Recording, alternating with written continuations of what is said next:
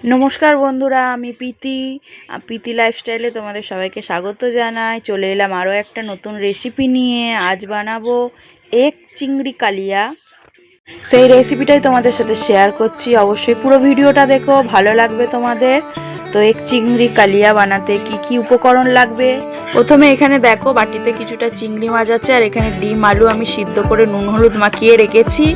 और एखाने आदा रसुन बाटा रयेछे, आदा रसुन काँचा लंका और पेঁয়াজ एकसाथे आमी बेटे निয়েছি। और कड़ाते दिए दिएছি आमी तेलटा गरम होले एबारे एक एक करे आमी डिमगुलोके छेड़े देब। तो डिमगुलो और आलूटा डिम आलू एकसाथे छेड़े दिए भालो करे भाजा करे नेब एकटु लाल लाल करे।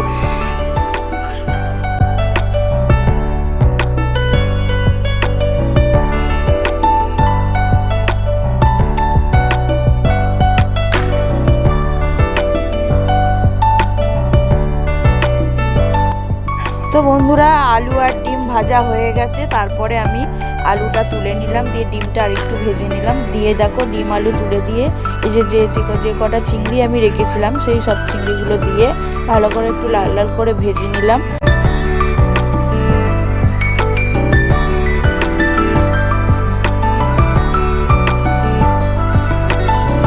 তারপর চিংড়ি মাছগুলো ভেজে তুলে রাখলাম। দিয়ে ওই তেলের মধ্যেই আমি যে মশলাটা করে রেখেছিলাম আদা রসুন কাঁচা লঙ্কা পেঁয়াজ একসাথে বেটে নিয়েছিলাম সেই মশলাটাই তেলের মধ্যে দিয়ে দিলাম। তেলের মধ্যে দিয়ে ভালো করে মশলাটাকে একটু কষাবো যতক্ষণ না কাঁচা গন্ধটা চলে যাচ্ছে। তারপরে দেখো এক এক করে মশলাগুলো দিয়ে দিচ্ছি। এখানে আছে হলুদ, 1 চামচে হলুদ দিলাম আমি, 1 চামচে লঙ্কা গুঁড়ো দেবো। ঝাল যেহেতু আমি কাঁচা লঙ্কা বেটেছিলাম মশলাতে তার জন্য ঝালটা একটু অল্পই দিচ্ছি, 1 চামচ মতন দিলাম। এখানে 1 চামচ মতন জিরে গুঁড়ো দিলাম। আর আমি স্বাদ মতন নুন দিয়ে দেবো। তোমরা তোমাদের স্বাদ মতন নুন দিয়ে দিও, আমি যতটা লাগবে ততটা দিয়ে দিলাম। যেহেতু আমার অল্প ডিম আলু আছে তাই অল্প করেই নুন দিলাম। দিয়ে এবারে ভালো করে মশলাটা কষিয়ে নেবো যতক্ষণ না কাঁচা গন্ধ বেরোচ্ছে আর মশলা থেকে একটা তেল ছাড়ছে। তো বন্ধুরা এরকম করে তোমরা বাড়িতে করে খেয়ে দেখো, অবশ্যই খুব ভালো লাগে। এই দিয়ে এক থালা ভাত খাওয়া হয়ে যায়। তো দেখো মশলাটা কিন্তু ভালো করে আমার কষানো হয়ে গেছে, মশলা থেকে কিন্তু তেল ছেড়ে গেছে। তার একটু ভালো করে কষিয়ে নিয়ে তারপরে ভেজে রাখা ডিম আলু আর চিংড়ি মাছটা আমি দিয়ে দেবো।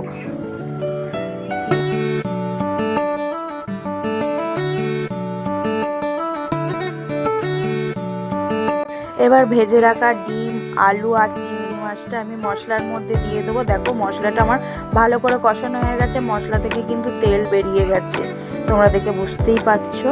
আর কাঁচা গন্ধটাও চলে গেছে। এবারে আমি ডিম আলু আর চিংড়ি মাছটা দিয়ে আরেকটু ভালো করে কষিয়ে নেবো। যেহেতু আমার ডিম আলু সিদ্ধ করা সেই জন্য আমি বেশি জল দেবো না, একদম শুকনো শুকনো কাই মতন করবো।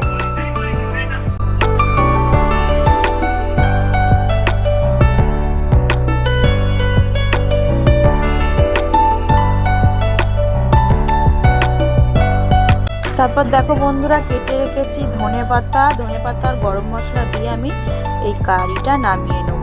তো দেখো আমি অল্প পরিমাণে গরম জল দিলাম, অল্প একদম অল্প, জাস্ট 1 ফুট ফুটিয়ে আমি নামিয়ে নেব। আর এই তরকারিটা খেতে কিন্তু ভাত দিয়ে বলো রুটি দিয়ে পরোটা দিয়ে সবের সাথে কিন্তু খুব ভালো লাগে। আমার দেখো ঝোলটা ফুটে গেছে। তারপর আমি ধনে পাতাগুলো ছড়িয়ে দিলাম, দিয়ে আর গরম মশলা দিয়ে আমি নামিয়ে নেব। আমার তরকারিটা হয়ে গেছে।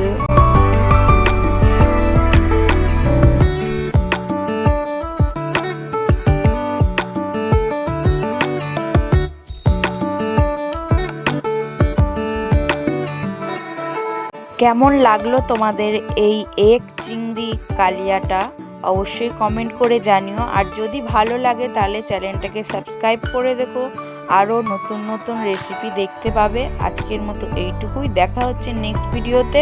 ততক্ষণ সবাই সুস্থ থেকো, ভালো থেকো। আর যারা নতুন আছো আমার চ্যানেলটাকে সাবস্ক্রাইব করে রেখো বন্ধুরা। ভিডিওটা ভালো লাগলে অবশ্যই একটা লাইক কমেন্ট করে দিও।